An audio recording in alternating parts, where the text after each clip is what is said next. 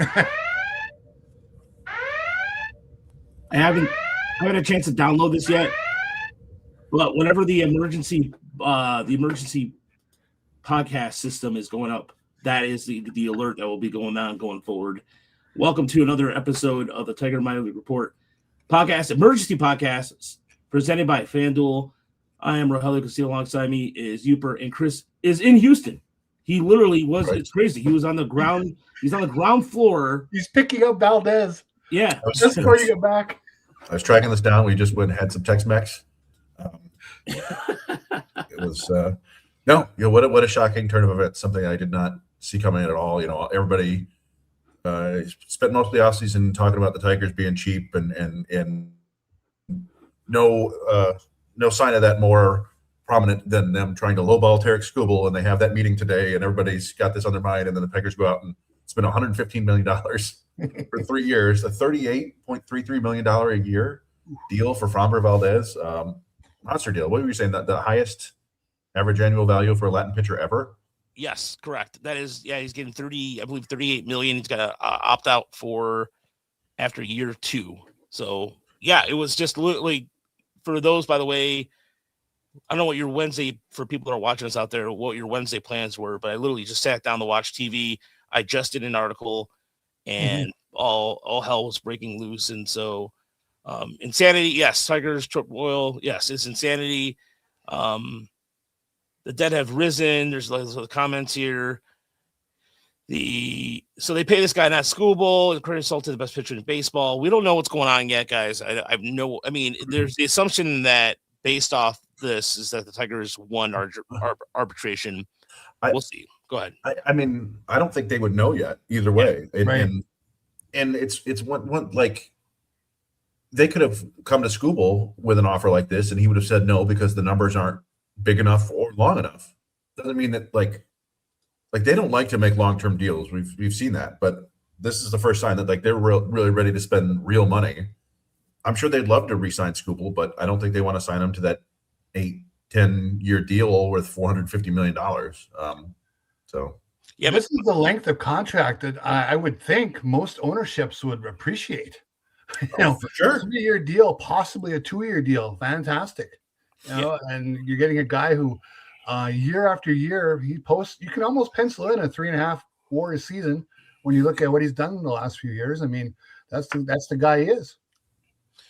Yeah, I'm not even mad. Yeah, I think Elton's on the theory about that too. And it's just one of the things that comes to mind with this too, for the Tigers in general, is how, in terms of the rotation, is now pretty much it's going to be.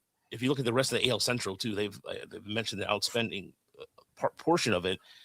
But Chris McCoskey did report that this has nothing to do with the bearing of the case with Skubal and arbitration. So, I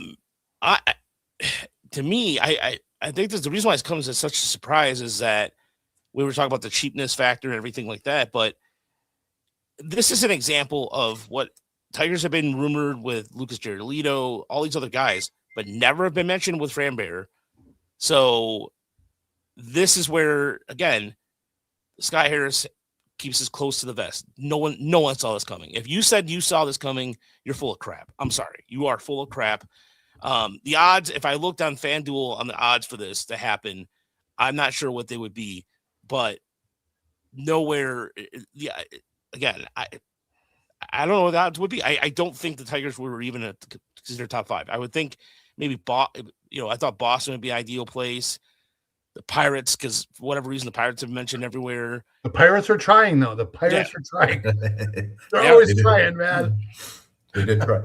Well, let's talk about Valdez, the player, a little bit, right? Yeah. You're all baseball fans here. You're familiar with them, but what exactly did the Tigers get? They got arguably the second best pitcher on the free agent market, right? You could compare it like maybe him and Suarez behind Cease.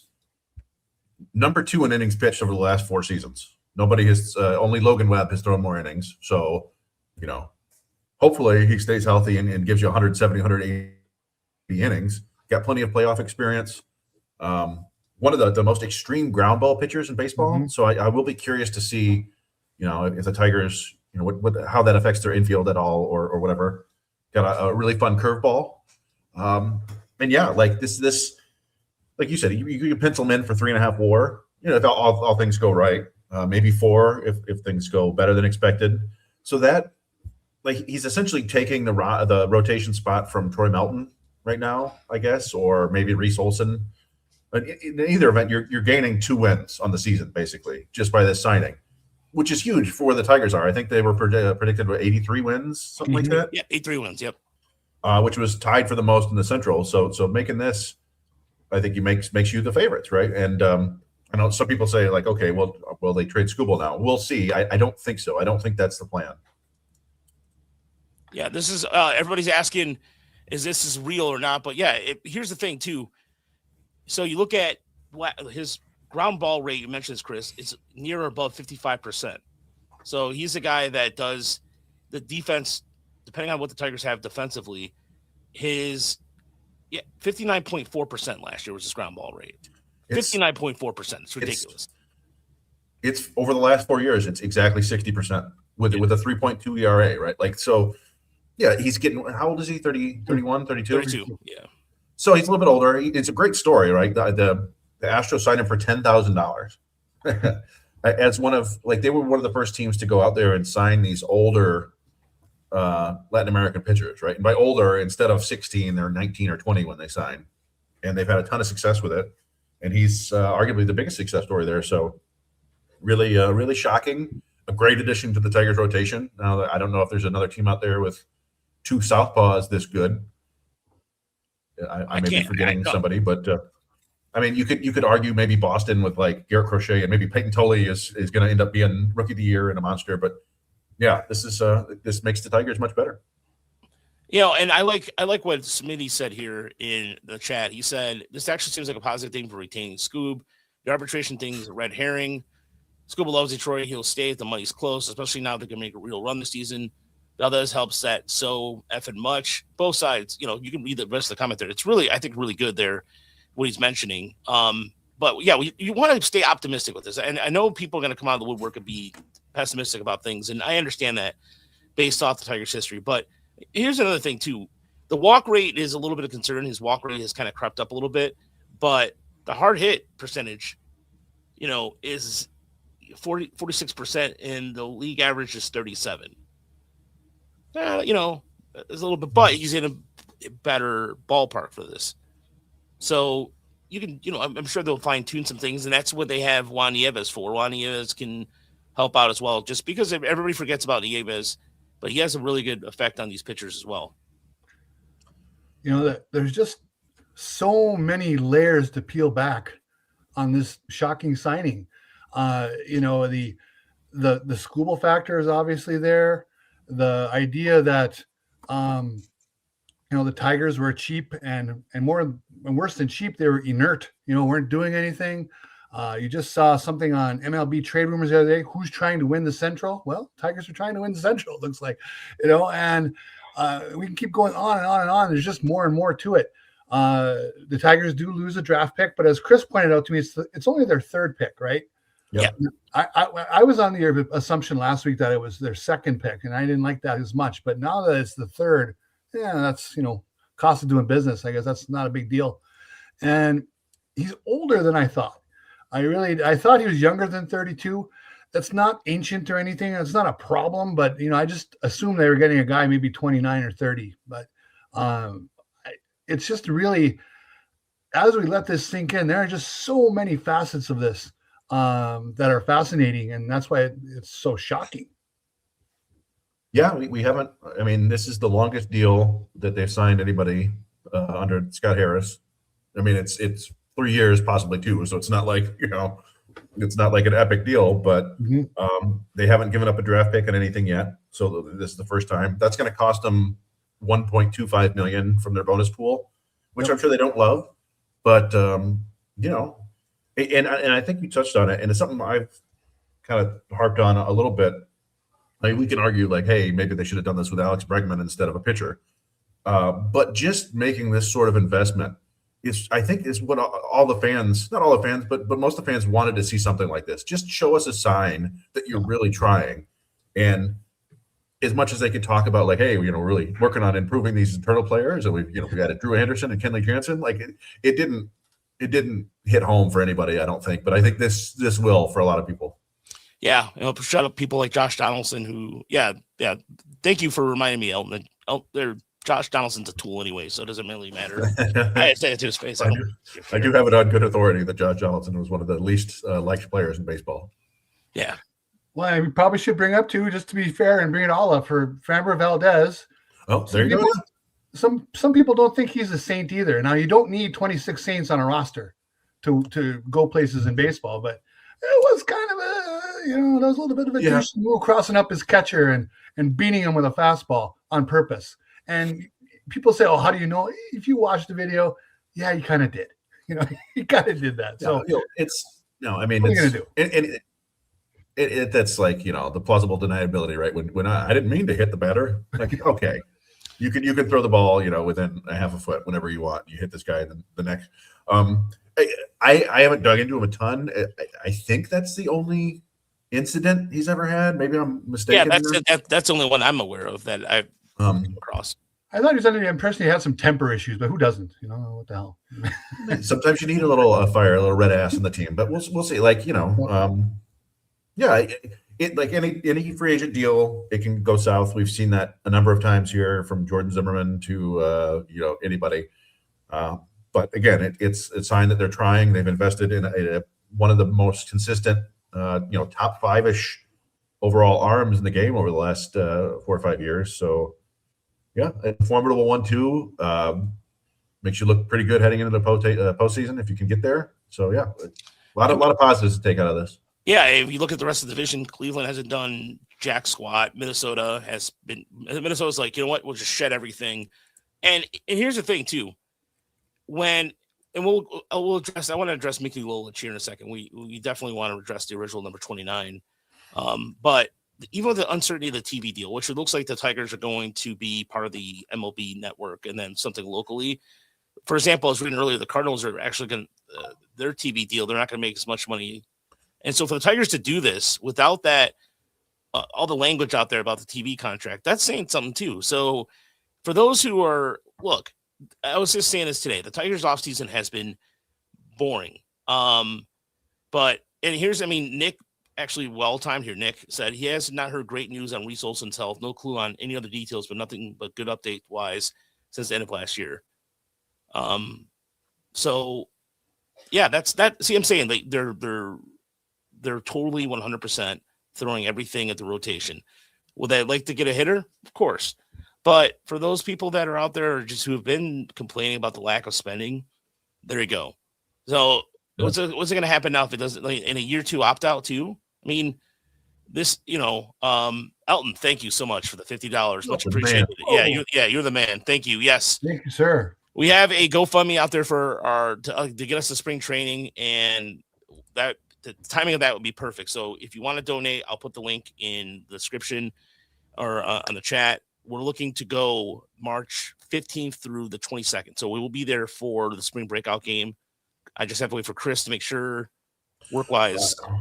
Yeah, I talked about off the air. There's been all sorts of weird stuff going on at work, but that's why I'm in Houston right now. But as far as I know, nothing else is coming. But I'd love to get down there, get to meet Framber Valdez.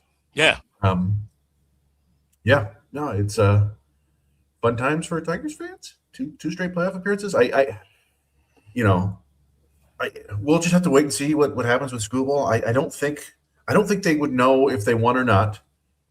That it doesn't happen until tomorrow, right? They don't announce it. And a deal like this, I don't think they left the arbitration hearing and go, well, all right, let's go sign Valdez. Like this is the sort of thing that's probably in the works over the last couple of days anyway. I mean, I just wonder if they, in a court case, you're watching Law and Order, they're trying to read the jury, right? Well, yeah. I mean, are they trying to read the jury leaving these arbitration hearings? I don't know. Yeah, like I think you would have a pretty good idea leaving it, going like, oh boy, like Scooble brought in his 2 Cy Young awards and like pictures of him feeding starving children or whatever, and you're like, okay, well, but I don't think even if they pay Scooble $32 million and they pay Valdez the $38, they're still under the first level of the luxury tax threshold, right? Like they're still not paying taxes, so they're still, it's fine. They're spending more than we thought they would, but they're not like blowing out their budget. So, and I think this is going to sell some tickets.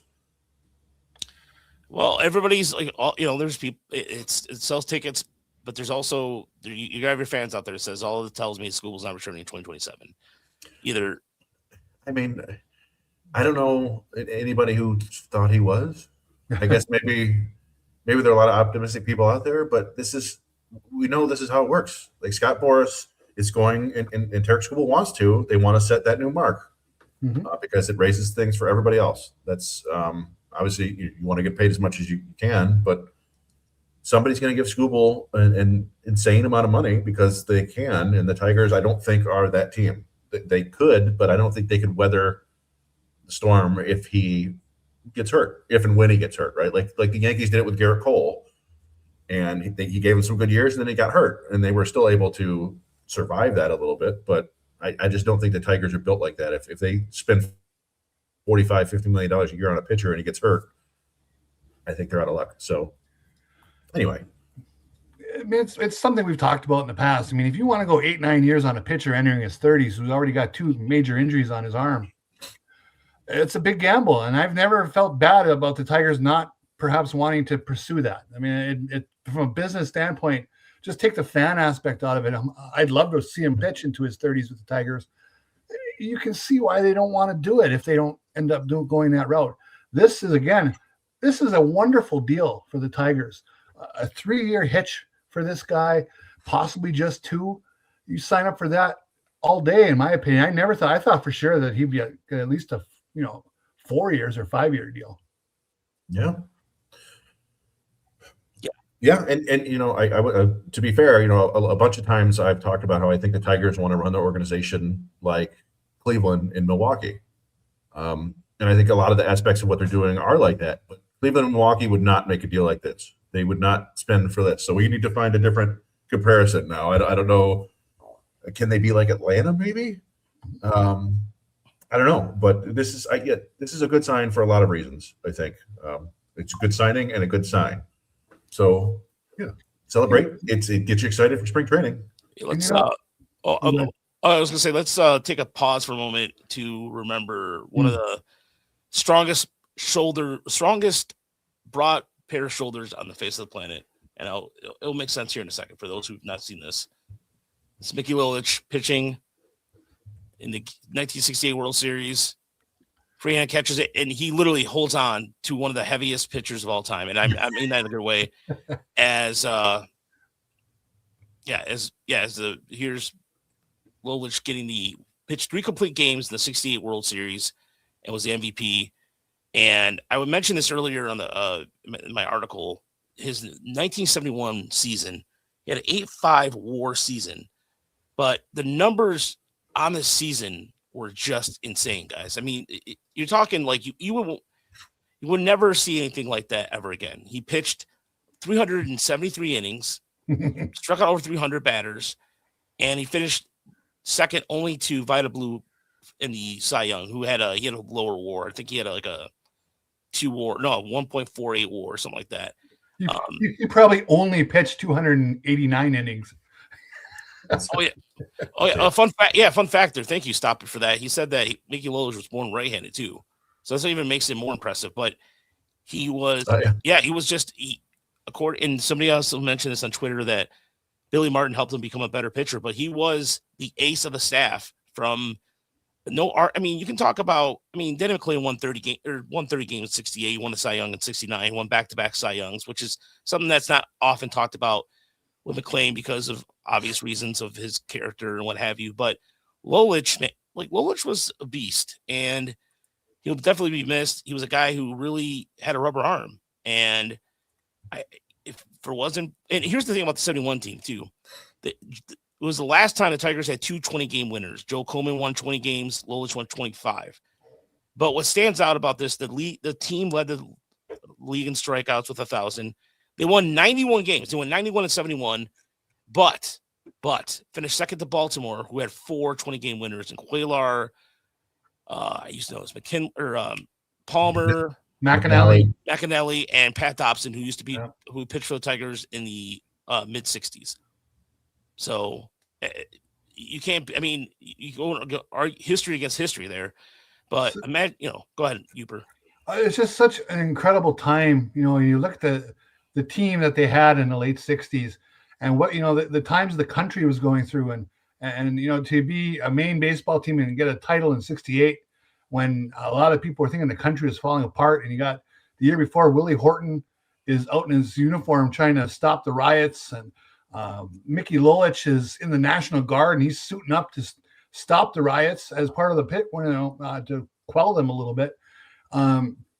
To be that kind of pitcher going through that kind of time, just all-time legend, unbelievable. Yeah, and you have Derek Skubal, who wears number 29, and so it's really cool that you have that. And he pitched in 5 playoff games and 46 innings pitched. Wow. All right, and it's just and then Coleman, of course, that was another smooth move there with the Tigers in the late '60s. They got Coleman in the Denny McClain deal. Mm-hmm. The pitcher in there. Yeah, that's right. So, but I just wanted to give a couple minutes to him because Lolich was, and he also owned the local donut shop. I never got a chance to go or anything because by then I think it was closed. But still, for anybody who's out there who's had, I know we have fans out there who've probably been there. But getting back to Skubal here, it says how much of a lockout potentially affects the Skubal contract. Seems like teams aren't happy the Dodgers are doing their payroll and deferring money for later years. That's a good question. And if you look at some of the 1-year deals that are coming in right now, the last couple of weeks, I think there's going to be a lockout. It seems to be that way, or some sort of salary cap change. And I know the players don't want the salary cap, but the owner is going to keep continuing to do what they are doing and cry. I'm saying cry. I'm sorry. They're going to put up a case about spending. So we'll see what happens there. But right now, Tigers just spent a bunch of money. Yeah. I'm stunned. I'm literally, there's no word Aurelio Rodriguez was in that trade. I don't know. Guys, of all the times, we've been doing this for a long time. This was the one that stunned. This is probably the most stunningest move that they've made. You guys, it really came out of nowhere. There's no question about that. I mean, you're sitting here. That was the last thing I expected. We talked about it before we went on the air. I thought maybe they get Chris Bassett on a short deal, older guy but a good pitcher, and plug him in. To go with a guy who could help you win each of the next 3 years if things break right, and pitch at a high level and spend the money they're spending. Didn't see it. Really stunning. What about you, Chris? Yeah. Well, I mean, people kept asking us last year if they would re-sign Flaherty, and we're like, nah, it's not going to happen. And it did. That was a little bit shocking. Not as shocking as this. Before that, it's going to Justin Upton or Prince Fielder, right? Where it just comes out of nowhere. Like, oh my God. It's a big deal. Exciting. So, I think the Fielder comparison is a good one. The last minute too. It's right before the beginning of spring training. Is right there. So I like this question here from Mitchell. Does Valdez signing make Skubal more likely, or likely see McGonigal and Clark earlier? I mean, I guess I never viewed a Skubal trade as more than like a 5% possibility. If some other teams, I don't think it changes the Tigers' asking price at all, for instance. So if other teams want to call them up and up their offers, then maybe they trade them, but I don't think they will, right? Like, what we heard is that, the Tigers were basically asking for the Mets' top 5 prospects and half of the Yankees teams, as you should. And, so I don't know. I would be disappointed if they do this and then turn around and trade Skubal for a group of prospects. Maybe that's the plan. But I think they're trying to win this year.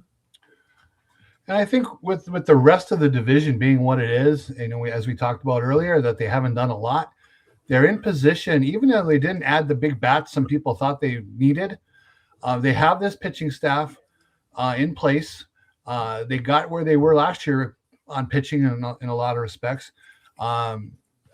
They'll be able to pick up a hitter as the season goes on if they feel they need one. Or they'll see if Kevin McGonigal is a Rookie of the Year candidate plugged into their lineup and producing. Yeah, I mean, there's a possibility that McGonigal breaks, a small possibility they breaks the team out of camp. I don't see, Clark. I see Clark coming up middle of the year. If it depends on where he's going to be or where he starts off at, I think he's going to start the season in Toledo. But there's so many, like the spring training rosters. We'll get into that more tomorrow on our normal podcast. But you have a unique ability right now with Valdez to then wrestle and see what you can get out of him, or just, and same thing, keep building up Troy Melton gradually. But even like the guys that are on the non-roster invitees, which is going to be like literally meat throwing in the sharks in the water, because they're going to fight for any type of, now they don't want to go to Toledo, they don't want to start the season in Toledo. So there's going to be a lot of that positional player, I think there's going to be a lot more intrigue with the pitching in matchups or pitching in spring training than the positional battles I think are set right now, I think. Yeah, I think for the most part, I guess maybe shortstop, just who's going to play the most there. Yeah, is kind of up in the air. Is it going to be Baez for the most part? Does Trey Sweeney have any chance of getting a job? Does he get beaten out by Trey Cruz as the battle of the Treys? Does is it Zach McKinstry? Like, that's the only one. Does McGonigal win the shortstop job? Like, that's the only one where I have a real question mark. And then I guess there's also some questions about third base. But I think you're right. I think the positions are mostly there as long as people are healthy. And that's the thing. We it's spring training. We know somebody's going to get hurt.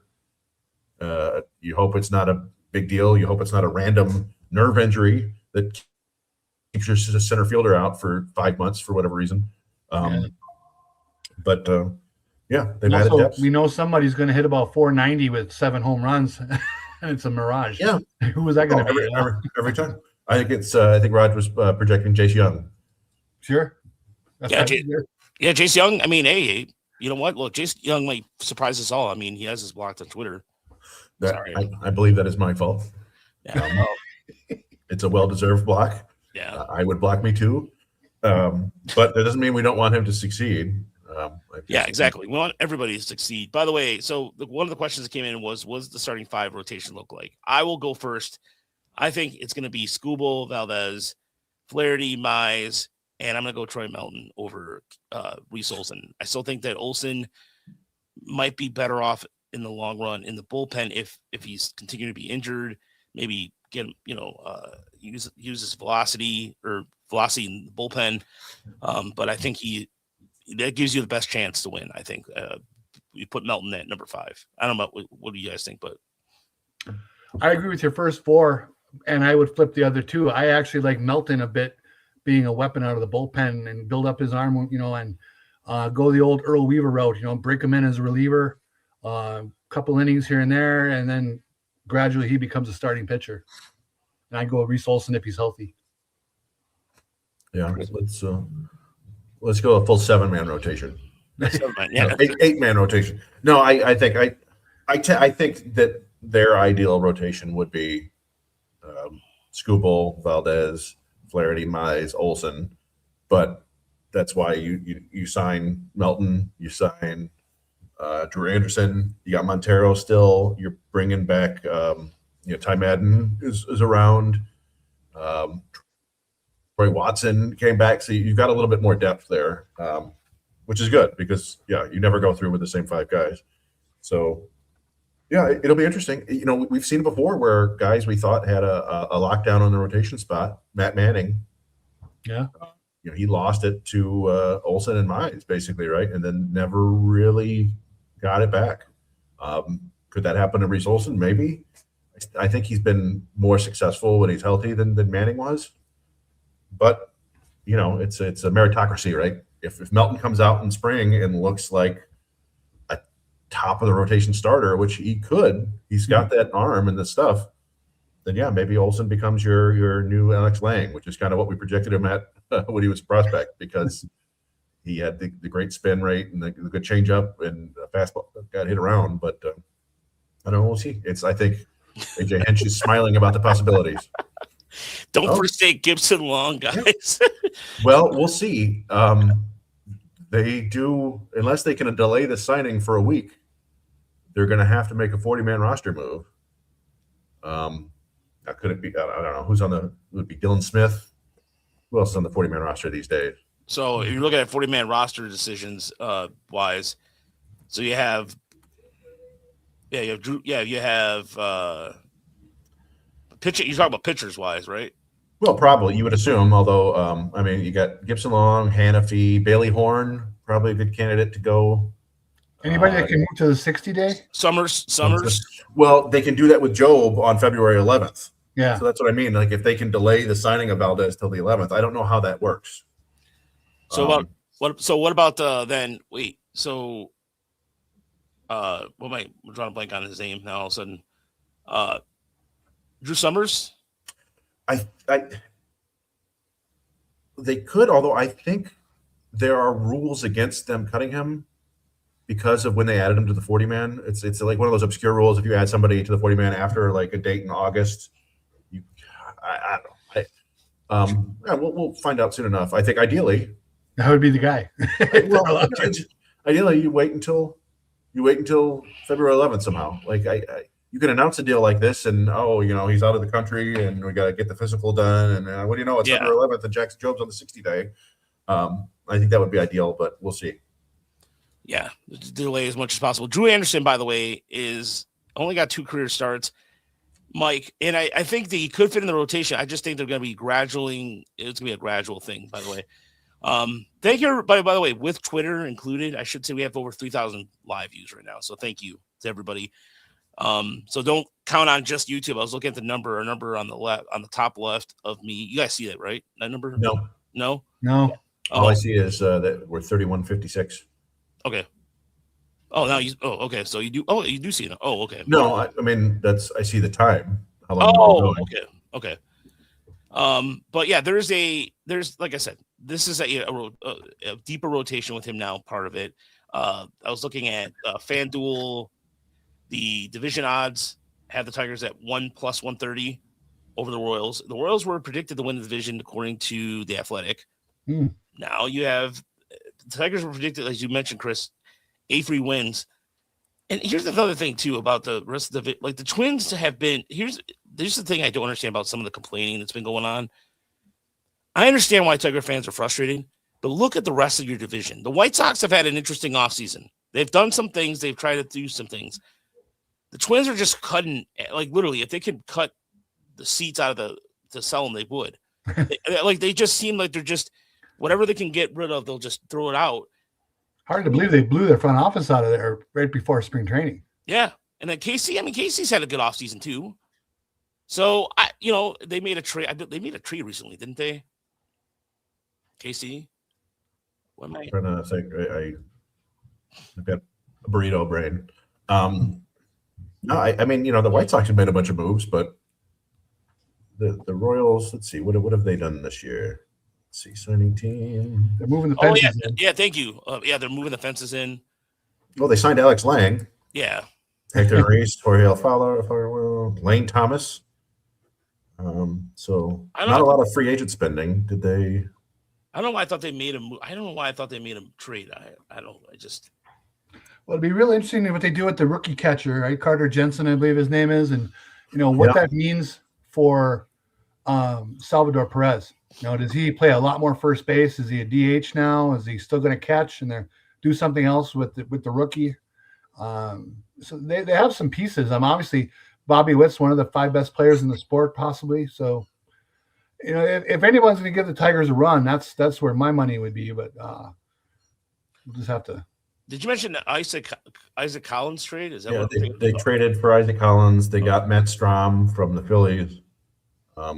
Nothing big, but they're making moves to try to get better. It's a lot of their success will be is Vinny Pasquantino. Does he stay healthy? Michael Garcia have another season like he did last year, and then big boy in right field, can he make more contact and stop swinging?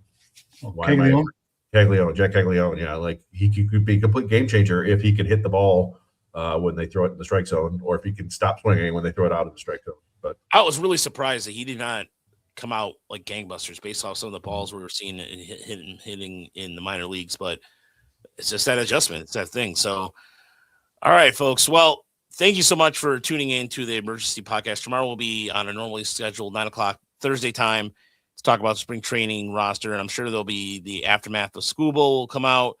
The closers will give up, Michigan Under, I think the closers, they got 3 of them right now, but we'll talk more about that tomorrow. Want to join us again at 9:00. Normal standard time. And any final words, gentlemen, before we get out of here? No, I mean, let's get baseball season going, right? Like this is a great way to head into the season. Exactly what I was going to say. If you're a Detroit Tiger fan and you hadn't gotten excited about spring training and bringing baseball back, I mean, this should, inject some juice into it for you. No doubt about it. Good stuff. I think he's going to be just fine. Yeah. Or, for old time's sake. Off the Frickers building. That's what happened tonight. It was literally just off the building somewhere. It's just the content, as Chris and I joke about this all the time. The content gods have rewarded us for our patience. So, thank you guys. We'll talk to you guys tomorrow night. Have a good night. Stay classy, everybody. Talk to you soon.